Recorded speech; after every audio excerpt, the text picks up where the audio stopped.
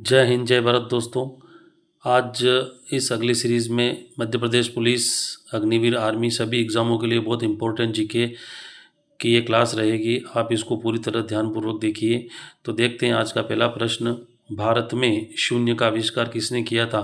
तो दोस्तों, भारत में जो शून्य का आविष्कार करने वाले जो थे आर्यभट्ट, उन्होंने भारत में शून्य का आविष्कार किया था, है ना। तो पूरे विश्व में शून्य की जो देन है वो भारत की देन है। आर्यभट्ट एक गणितज्ञ थे, है ना, जिन्होंने आर्यभट्टयम पुस्तक भी लिखी है ना। तो आर्यभट्ट जो हैं चंद्रगुप्त द्वितीय विक्रमादित्य जो हैं उनके 9 रत्नों में शामिल थे। आर्यभट्ट हो गए, वारामिहिर हो गए, है ना। वारामिहिर एक खगोल शास्त्री थे। और चाणक्य तो आपको मालूम है कि चाणक्य ने जो अर्थशास्त्र नामक बुक लिखी, तो आपका राइट आंसर हो जाएगा आर्यभट्ट। तो मैं पूरी डिटेल के साथ आपको पढ़ाऊँगा, तो आप इसका आंसर तो हो जाएगा आर्यभट्ट। बाकी वारामिहिर भी जो है चंद्रगुप्त द्वितीय शासनकाल में, है ना, 9 रत्नों में शामिल थे। भास्कराचार्य एक कवि हैं, ठीक है। अगला प्रश्न लेते हैं, प्रश्न क्रमांक 2, कौन सा शहर गुलाबी नगर के नाम से जाना जाता है। तो दोस्तों, जो राजस्थान की राजधानी है जयपुर, इसको गुलाबी नगर के नाम से जाना जाता है। तो जयपुर इस राइट आंसर हो जाएगा आपको। जयपुर मेवाड़ में पड़ता है। जोधपुर जो है ये मारवाड़ में पड़ता है। उदयपुर भी मेवाड़ में पड़ता है। बीकानेर भी मेवाड़ में पड़ता है। चारों के चारों शहर जो राजस्थान के, लेकिन जयपुर को जो है राजस्थान का, या पूरे राजस्थान की राजधानी, या भारत का गुलाबी शहर, या भारत का पेरिस भी जयपुर को ही कहा जाता है। तो ए ऑप्शन इस करेक्ट आंसर हो जाएगा, है ना। जयपुर जयपुर काफ़ी प्रसिद्ध है और दर्शनीय स्थल है। विदेशी लोग, पर्यटक लोग यहाँ पर आते हैं, है ना। और भारत की सबसे महंगी होटलें भी जयपुर में ही हैं। अगला प्रश्न, किस भारतीय राज्य को मसालों का बाग कहा जाता है ना। किस भारतीय राज्य को मसालों का बाग कहा जाता है। तो देखो, भारत में सबसे ज़्यादा जो मसालों का उत्पादन होता है वो साउथ में होता है, ठीक है। और साउथ के जो हैं 3 राज्य हैं, जिसमें से आपका आंसर हो जाएगा केरल, इसका राइट आंसर हो जाएगा, है ना। भारतीय राज्यों मसालों का बाग केरल को कहा जाता है। और भारत में जो राष्ट्रीय आपका मसाला अनुसंधान केंद्र है वो केरल के कोझिकोड में है, ध्यान रखना। तो ये ऑप्शन इस करेक्ट आंसर हो जाएगा आपका केरल, ध्यान रखना है। केरल की राजधानी जो है ना, तिरुवनंतपुरम है, याद रखना। अगला प्रश्न लेते हैं, अजंता की गुफाओं किस राज्य में स्थित है। तो दोस्तों देखो, अजंता की जो गुफाएं हैं ये महाराष्ट्र राज्य में स्थित हैं, है ना। अजंता वो गुफाओं का निर्माण जो है ना, वाकाटक वंश के शासकों ने करवाया था, है ना, शासकों ने करवाया था, है ना। और ये महाराष्ट्र के औरंगाबाद जिला जो है, महाराष्ट्र से लगभग 100 किलोमीटर पड़ता होगा। महाराष्ट्र राज्य में ही औरंगाबाद, है ना। तो औरंगाबाद जिले में स्थित है ना। तो ये ऑप्शन इस करेक्ट आंसर हो जाएगा। और यहाँ पर जो है अजंता की गुफाओं की संख्या 30 है लगभग, तो याद रहेगा आपका ए ऑप्शन इस करेक्ट आंसर हो जाएगा। महाराष्ट्र में अजंता की गुफाएं। भारत के पहले उपराष्ट्र कौन बने थे। भारत के पहले उपराष्ट्रपति कौन बने थे। तो दोस्तों, भारत के जो पहले उपराष्ट्रपति बने थे सर्वपल्ली राधाकृष्णन बने थे, यह ध्यान रखना आप। भारत के पहले उपराष्ट्रपति डॉक्टर सर्वपल्ली राधाकृष्णन बने थे, है ना। और इनका जो बर्थडे है, जन्म दिवस है, प्रतिवर्ष हम जो हैं 5 सितंबर को शिक्षक दिवस के रूप में मनाते हैं, है ना। और जो सर्वपल्ली राधाकृष्णन है, इनका जन्म 5 सितंबर को तमिलनाडु राज्य में हुआ था और भारत के प्रथम उपराष्ट्रपति बने थे। और भारत में पहली बार जो है शिक्षक दिवस, है ना, 5 सितंबर 1962 को मनाया गया था। तो आपका राइट आंसर हो जाएगा B, correct answer, Sarvepalli Radhakrishnan Bharat के पहले उपराष्ट्रपति बने थे। लोकसभा में सदस्यों की अधिकतम संख्या कितनी हो सकती हैं। तो दोस्तों, लोकसभा में जो सदस्यों की संख्या 552 हो सकती हैं, लेकिन वर्तमान में 2020 में 2 एग्लो इंडियन की सीटें भारत सरकार द्वारा समाप्त की गई हैं। तो आपका जो, अगर वर्तमान की बात करें तो आपका राइट आंसर हो जाएगा 550। अगर ऑप्शन में अगर 552 है तो भी राइट आंसर जाएगा। तो ऑप्शन के हिसाब से अगर यहाँ पर देखा जाए तो आपका आंसर बी ऑप्शन हो जाएगा कि लोकसभा में जो सदस्यों की संख्या होती है वो 552 अधिकतम हो सकती हैं। और वर्तमान में 543 वर्तमान में हमारे सांसद बैठे हुए हैं, 543। तो इस प्रश्न का आपका आंसर हो जाएगा प्रश्न क्रमांक 6 का B option is correct answer. अगला प्रश्न लेते हैं, चिपको आंदोलन किससे जुड़ा हुआ था। तो देखो, जो चिपको आंदोलन है ना, ध्यान रखना है, वन संरक्षण से जुड़ा हुआ था, है ना। जो चिपको आंदोलन जो है ना, ये ध्यान रखना 1973 में शुरू हुआ था। ध्यान रखना कब शुरू हुआ था, 1973 में। और जो चिपको आंदोलन थे इसके जो नेतृत्वकर्ता थे, है ना, उनका नाम था सुंदरलाल बहुगुणा। उन्होंने काफ़ी मेहनत करी थी, है ना, पेड़ों को बचाने के लिए। तो A option is correct answer हो जाएगा। तो सुंदरलाल बहुगुणा के नेतृत्व में चिपको आंदोलन शुरू हुआ था। A option is correct answer. One संरक्षण के संबंध था चिपको आंदोलन का। प्रश्न क्रमांक अगला लेते हैं अपन दोस्तों। भारत का राष्ट्रीय फल कौन सा है? तो आप सबको मालूम होगा कि भारत का जो राष्ट्रीय फल है आम, ये तो सबको मालूम है। लेकिन आम को भारत सरकार ने कब मान्यता दी थी ये नहीं मालूम है आपको। तो मैं बता दूं आपको कि आम को जो भारत सरकार ने जो है ना, 1950 में मान्यता दी थी कि आम जो है भारत का राष्ट्रीय फल होगा आम। और ध्यान रखना है आपको, है ना। और जो हमारा वर्तमान में राष्ट्रीय पशु हैं, है ना, जिसका नाम है रॉयल बंगाल टाइगर, इसको 1973 में मान्यता दी गई थी। तो ये भी आप ध्यान रखना है। तो इसका राइट आंसर हो जाएगा B option is correct answer. अगला प्रश्न है, पंचतंत्र की रचना किसने करी थी? जो पंचतंत्र पुस्तक है तो आपको मालूम है पंचतंत्र की रचना करने वाले विष्णु शर्मा थे। A option is correct answer हो जाएगा। कालिदास ने मेघदूत, रघुवंशम, कुमार संभव पुस्तक की रचना करी थी। ठीक है। चाणक्य ने अर्थशास्त्र चाणक्य नीति की रचना करी थी। और सी ऑप्शन पे दे रखा भास, तो भास में उरुभंग और मध्य व्यांग्यों की रचना करी थी। लेकिन पंचतंत्र की रचना करने वाले विष्णु शर्मा थे। तो मैंने चारों ऑप्शन बता दिए। ये ऑप्शन इस करेक्ट आंसर हो जाएगा। पंचतंत्र इस करेक्ट आंसर है आपका। तो ध्यान रखना आप। ठीक है, अगला प्रश्न लेते हैं। कथक किस राज्य का शास्त्रीय नृत्य है? तो दोस्तों कथक जो है उत्तर प्रदेश का शास्त्रीय नृत्य है। और बी ऑप्शन में दे रखा राजस्थान का जो नृत्य है वो घूमर है। गुजरात में जो डांडिया या गरबा बोल सकते हो। और पंजाब का जो है भांगड़ा है। तो ध्यान रखना आप। चारों ऑप्शन मैंने बता दिए आपको। तो उत्तर प्रदेश का, है ना, कथक जो है उत्तर प्रदेश का शास्त्रीय नृत्य है। राजस्थान का क्या हो जाएगा आपका? तो राजस्थान का हो जाएगा, है ना, घूमर हो जाएगा आपका राजस्थान का। और गुजरात का गरबा या डांडिया हो जाएगा। और पंजाब का भांगड़ा हो जाएगा।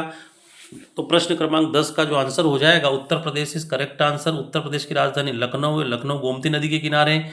और उत्तर प्रदेश के मुख्यमंत्री योगी आदित्यनाथ जी हैं वर्तमान में, है ना। तो याद रखना। अगला प्रश्न लेते हैं। झीलों की नगरी के नाम से कौन सा शहर जाना जाता है? देखो दोस्तों ऑप्शन के हिसाब से देखा जाए तो यहाँ पर झीलों की नगरी उदयपुर को कहा जाता है। बाकी मध्य प्रदेश में झीलों की नगरी बोले तो भोपाल को बोलते हैं, है ना। और नैनीताल उत्तराखंड में पड़ता है। तो जो उत्तराखंड का जो, है ना, उत्तराखंड का शहर नैनीताल, इसको भी झीलों की नगरी बोलते हैं। लेकिन झीलों की नगरी के नाम से जाना जाने वाला जो शहर है वो उदयपुर है ना। बी ऑप्शन इस करेक्ट आंसर हो जाएगा। उदयपुर जो राजस्थान में पड़ता है ना। काफ़ी प्रसिद्ध दर्शनीय स्थल है। यहाँ पर बहुत विदेशी पर्यटक आते हैं। तो B option is correct answer. Rana Uday Singh ने, है ना, उदयपुर नगर बसाया था। तो ध्यान रखना है। अगला प्रश्न लेते हैं। अंतरिक्ष में जाने वाली पहली भारतीय महिला कौन थी? तो दोस्तों जो अंतरिक्ष में जाने वाली पहली भारतीय मूल की महिला, ध्यान रखना है, भारतीय नहीं, भारतीय मूल की थी। याद रहेगा ना आपको। तो भारतीय मूल की जो पहली महिला थी इसका नाम था कल्पना चावला, जो 1997 में अंतरिक्ष में गई थी। तो वेरी वेरी इंपॉर्टेंट आंसर रहेगा आपका, है ना, कि अंतरिक्ष में जाने वाली, है ना, ये जो है अमेरिका की जो अंतरिक्ष एजेंसी नासा NASA, उसने कल्पना चावला को 1997 में अंतरिक्ष में भेजा था। तो आपका राइट आंसर हो जाएगा कल्पना चावला। ठीक है। तो ये ऑप्शन इस करेक्ट आंसर हो जाएगा। और विश्व की सबसे अगर पावरफुल अंतरिक्ष एजेंसी की बात करें तो विश्व में सबसे पावरफुल अंतरिक्ष एजेंसी भी नासा ही है, जो अमेरिका की है। याद रहेगा। अगला प्रश्न लेते हैं। प्रश्न क्रमांक 13। भारत में पहला परमाणु परीक्षण कब हुआ था? तो दोस्तों भारत में पहला परमाणु परीक्षण 1974 में हुआ था। इस समय भारत की जो पहली महिला प्रधानमंत्री इंदिरा गांधी थी दोस्तों। और जो पहली बार आपका जो परमाणु परीक्षण हुआ 1974 में हुआ था, उसका नाम रखा गया था इस्माइल बुद्धा। और दूसरी बार भारत में जो परमाणु परीक्षण हुआ था 1998 में हुआ था, अटल बिहारी वाजपेयी के ज़माने में। ठीक है। और दूसरे परमाणु परीक्षण का नाम रखा था ऑपरेशन शक्ति। तो दोनों परमाणु परीक्षण आपको मैंने बता दिए। तो अभी वर्तमान में प्रश्न का answer B option is correct answer हो जाएगा। पहला परमाणु परीक्षण 1974 में हुआ था। वेरी वेरी इंपॉर्टेंट प्रश्न है, ध्यान रखना आप, है ना। अगला प्रश्न ले लेते हैं। अंतर्राष्ट्रीय योग दिवस कब मनाया जाता है? तो आपको सबको मालूम है अंतर्राष्ट्रीय योग दिवस प्रतिवर्ष जो है ना 21 जून को होता है ना। याद रखना आप, 21 जून को प्रतिवर्ष जो है अंतर्राष्ट्रीय योग दिवस मनाया जाता है। 21 जून को ही पृथ्वी पर सबसे बड़ा दिन होता है, ये भी ध्यान रखना आप, है ना। जियोग्राफी का प्रश्न है कि पृथ्वी पर सबसे बड़ा दिन कौन सा होता है? तो पृथ्वी पर जो सबसे बड़ा दिन होता है 21 जून होता है। और पृथ्वी पर जो है सबसे छोटा दिन होता है वो होता है 21 और 22 दिसंबर। तो दोनों चीज़ ध्यान रख लेना आप, है ना। तो C option is correct answer हो जाएगा। अंतर्राष्ट्रीय योग दिवस 21 जून इज करेक्ट आंसर हो जाएगा आपका।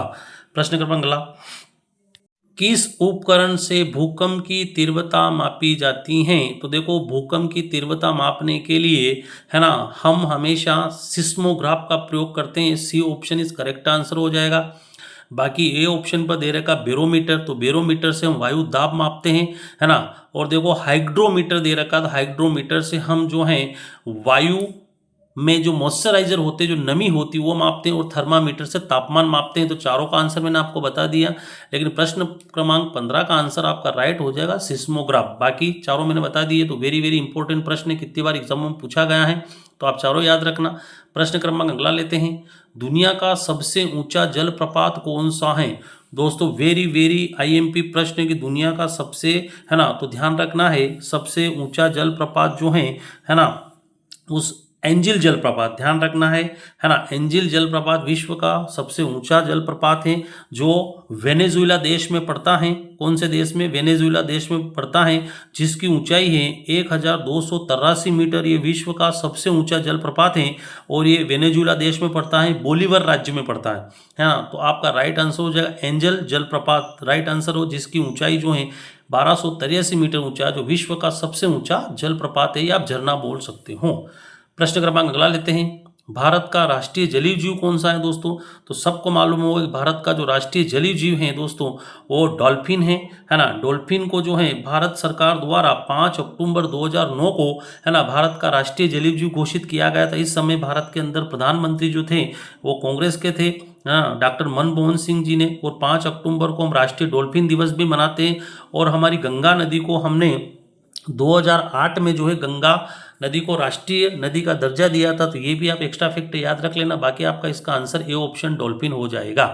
अगला प्रश्न लेते हैं अपन, प्रश्न क्रमांक 18, भारत संविधान में कुल कितनी धाराएं हैं? धाराएं मतलब आर्टिकल्स। तो देखो, अगर वर्तमान की पूछा है तो 448 आर्टिकल है वर्तमान में, लेकिन जो मूल संविधान था उसमें 395 आर्टिकल थे। यह आप ध्यान रखना। तो मूल संविधान की बात नहीं कर रखा है ना। कुल कितनी धाराएं हैं? तो आपका राइट आंसर हो जाएगा B option is correct answer, 448 answer हो जाएगा आपका, है ना। और 26 नवंबर को हम राष्ट्रीय संविधान दिवस मनाते हैं, ये भी ध्यान रखना है, क्योंकि 26 नवंबर को हमारा संविधान बन के तैयार हो गया था। तो 26 नवंबर को राष्ट्रीय संविधान दिवस मनाया जाता है। और बी ऑप्शन ही आप करेक्ट आंसर हो जाएगा, 448 धाराएं या आर्टिकल। और मूल संविधान में 395 आर्टिकल या धाराएं हैं, और है ना, याद रहेगा आपको। अगला प्रश्न लेते हैं, प्रश्न क्रमांक 19, ठीक है। गांधी जी की प्रिय धुन के रूप में कौन सी रचना जानी जाती है? तो ध्यान रखना है, Raghupati Raghav Raja Ram, B option is correct answer हो जाएगा आपका। और रघुपति राघव राजा राम जो धुन है, इसके लेखक कौन थे? तो विष्णु दिगंबर थे, जिन्होंने इस धुन को तैयार किया था, मतलब इस धुन को लिखा था। मतलब रघुपति राघव राजा राम, है ना, ईश्वर अल्लाह तेरे नाम सबको सम्मति दे भगवान, ये गांधी जी का प्रिय गीत था, जिन्होंने बहुत सी जगह महात्मा गांधी ने गाया था इसको। तो आप ध्यान रखना है, Raghupati Raghav Raja Ram, B option is correct answer हो जाएगा। बाकी वंदे मातरम जो है हमारा राष्ट्रीय गीत है, जो बंकिम चंद्र चट्टोपाध्याय जी ने लिखा, जनगण मन अधिनायक जय है, सी ऑप्शन पर है, ये हमारा राष्ट्रीय गान है, जो हमारे रविन्द्रनाथ टैगोर जी ने लिखा है। बाकी ए मेरे वतन, ए मेरे प्यारे वतन, है ना, तेरी सुबह तेरी शाम, इसको आप देख लेना। भारतीय राष्ट्रीय कांग्रेस की स्थापना कब हुई थी? तो दोस्तों भारतीय राष्ट्रीय कांग्रेस की स्थापना 1885 में हुई थी।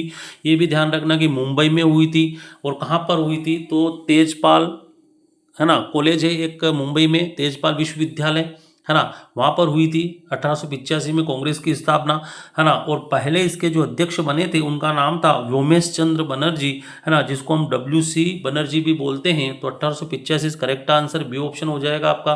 भारतीय राष्ट्रीय कांग्रेस की स्थापना कब हुई थी? 1885 में मुंबई में तेजपाल विश्वविद्यालय में हुई थी, याद रहेगा आपको। गांधी जी ने दांडी यात्रा कब शुरू करी थी? तो दोस्तों गांधी जी ने जो दांडी यात्रा है 12 मार्च 1930 में साबरमती आश्रम से शुरू कर दी। और जो साबरमती आश्रम है ये गुजरात में है, आपको अहमदाबाद में देखने को मिलेगा, साबरमती नदी के किनारे। तो महात्मा गांधी ने 12 मार्च 1930 को साबरमती आश्रम से जो है ना दांडी मार्च या दांडी यात्रा शुरू करी थी। और ये यात्रा 24 दिनों तक चली थी, ये भी ध्यान रखना है। और इन्होंने दांडी पहुंचकर है ना लगभग 24 दिन में 241 मील चले थे और किलोमीटर में 388 किलोमीटर चले थे। और गांधी जी के साथ 78 जो थे वो गांधी जी के अनुयायी थे। तो याद रहेगा आपको। तो मैंने सब डिटेल बता दिया। B option is correct answer 1930 में आप याद रखना है। प्रश्न क्रमांक अगला लेते, ताजमहल का निर्माण किसने करवाया था? तो सबको मालूम है ताजमहल का निर्माण तो शाहजहां ने करवाया था, लेकिन ताजमहल का निर्माण शुरू हुआ था 1632 में और ख़त्म हुआ था 1653 में। लगभग 22 साल तक जो है ताजमहल का निर्माण चला था दोस्तों, है ना।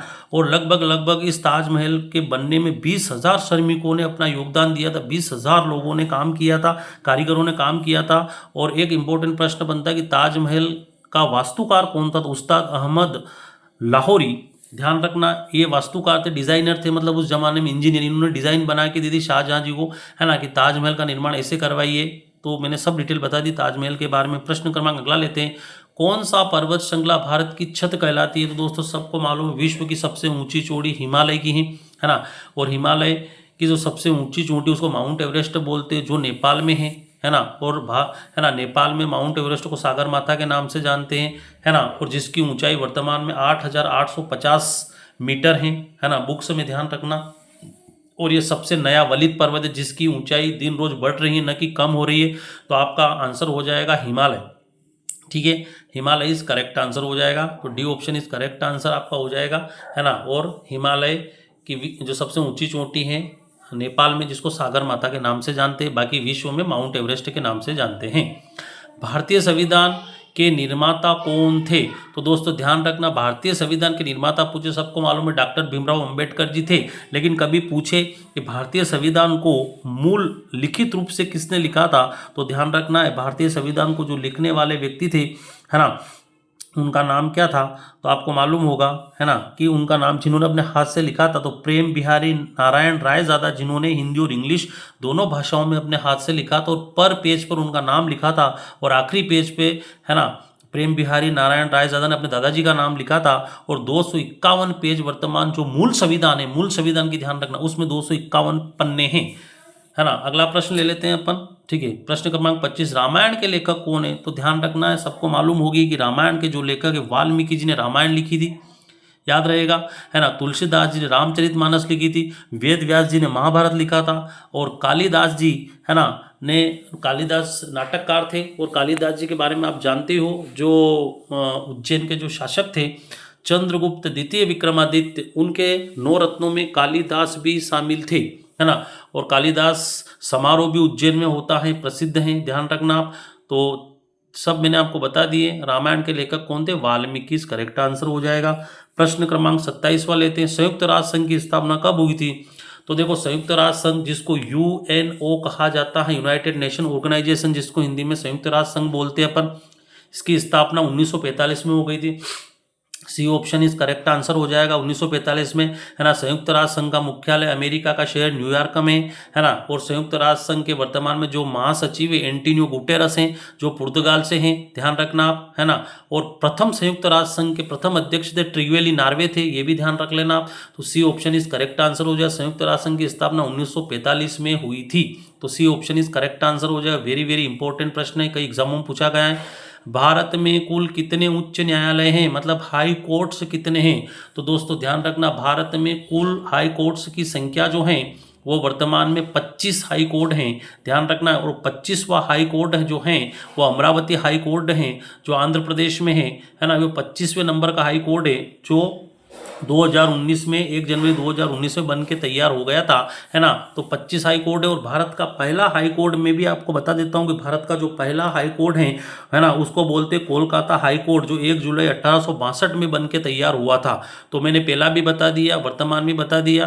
तो जो आपका 27 प्रश्न का आंसर हो जाएगा, C option is correct answer. वर्तमान में 25 हाई कोर्ट हैं भारत में, और सुप्रीम कोर्ट सिर्फ एक है नई दिल्ली में। अगला प्रश्न, पृथ्वी पर सबसे अधिक ऑक्सीजन किसके द्वारा उत्पन्न होती हैं? तो दोस्तों पृथ्वी पर जो हैं सबसे ज़्यादा ऑक्सीजन उत्पन्न होती हैं। आप तो पक्का पेड़ पौधे लगाओगे, लेकिन पेड़ पौधे राइट आंसर नहीं होगा, B option is correct answer हो जाएगा। महासागरों के अंदर जो शैवाल होते हैं, जो काई होती हैं, है ना, जो समुद्री पौधे होते हैं, वो सबसे ज़्यादा ऑक्सीजन उत्पन्न करते हैं। तो महासागरों से सबसे ज़्यादा ऑक्सीजन उत्पन्न होता है। बाकी हमारी दुनिया में 20% ऑक्सीजन जो है अपने जो अमेजन के वर्षावन हैं वो 20% ऑक्सीजन वो भी दे रहे हैं अपने को। तो इस प्रश्न 28 का आंसर हो जाएगा, महासागरों से सबसे ज़्यादा ऑक्सीजन उत्पन्न होती हैं। ये आपका राइट आंसर हो जाएगा। अगला प्रश्न लेते हैं, हॉकी खेल का जन्मदाता देश कौन सा है? तो देखो पक्का है कि 100% लोग इसमें ए ऑप्शन लगाएंगे भारत, लेकिन भारत इसका आंसर नहीं होगा। हॉकी खेल का जन्मदाता देश जो इंग्लैंड है, ये ध्यान रखना। आगे मेरी बात समझ में, है ना। 19वीं शताब्दी में आधुनिक आधुनिक हॉकी का विकास हुआ था इंग्लैंड में, ये आप ध्यान रखना अच्छी तरह से। तो इंग्लैंड इस करेक्ट आंसर हो जाए। इंग्लैंड की राजधानी लंदन, और इंग्लैंड जो पड़ता है आपका यूरोप महाद्वीप में पड़ता है ना। तो और भारत का राष्ट्रीय खेल भी क्या है? हॉकी है ना। तो जन्मदाता जो देश है वो कौन सा हो जाएगा आपका? इंग्लैंड इज करेक्ट आंसर हो जाएगा, है ना। हॉकी खेल का जन्मदाता इंग्लैंड इज करेक्ट आंसर हो जाएगा। प्रश्न क्रमांक अगला लेते हैं अपन, है ना। प्रश्न क्रमांक 30, है ना, भारत छोड़ो आंदोलन किस वर्ष शुरू हुआ था? तो देखो भारत छोड़ो आंदोलन दोस्तों 8 अगस्त 1942 में शुरू हुआ था, और महात्मा गांधी के नेतृत्व में शुरू हुआ था, है ना। इन्होंने अंग्रेजों को बोला था कि अब तुम भारत छोड़ो। तो 8 अगस्त 1942 को मुंबई से शुरू किया गया था। और क्या हुआ था, जैसे भारत छोड़ो आंदोलन स्टार्ट हुआ, है ना, तो महात्मा गांधी को क्या है, जेल में पकड़ कर ले गए, है ना। और पुणे कि जो आगा खां पैलेस है, ध्यान रखना बहुत इंपॉर्टेंट है, भारत छोड़ो आंदोलन के समय पुणे का जो आगा खां पैलेस है उसमें गांधी जी को नज़रबंद कर दिया गया था। उसके बाद जो है भारत छोड़ो आंदोलन का नेतृत्व जयप्रकाश नारायण, राम मोहन रोहिया दोनों युवा नेताओं ने किया था। अब आखिरी का जो प्रश्न है ना, किस भारतीय राज्य को पूर्व का स्कॉटलैंड कहा जाता है? तो ये आपको आंसर कमेंट बॉक्स में लिखना है ना, कि किस भारतीय राज्य को पूर्व का स्कॉटलैंड कहा जाता है। तो ये आपके लिए होमवर्क प्रश्न रहेगा, ठीक है। आप, है ना, जितना अच्छी तरह से इस प्रश्न के बारे में जानते हो डिटेल में लिखिए, है ना, और नीचे अपना नाम भी लिखिए, जिससे मेरे को मालूम पड़े कौन वीडियो देख रहा है, कौन वीडियो नहीं देख रहा है। और कोई भी अगर समस्या हो वीडियो में तो आप कमेंट कर सकते हो। जय भारत, जय हिंद, जय